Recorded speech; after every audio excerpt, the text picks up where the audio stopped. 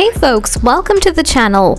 Want to stay organized and on top of your schedule effortlessly? Today I'm going to show you how to seamlessly add events to your iPhone calendar. So without wasting any time, let's dive into the process. First of all, open the calendar app on your iPhone.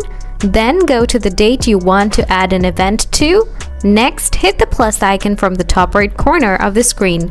Now add the title of the event. After that, check if the start and end date and time are set okay.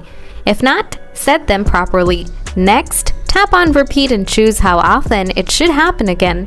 After that, tap on alert and select when you should be notified.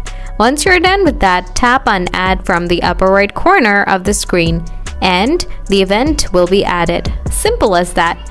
So guys, that's how you add events on your iPhone calendar. If the video did the trick for you, smash that like button. Want more iPhone related tips and tricks?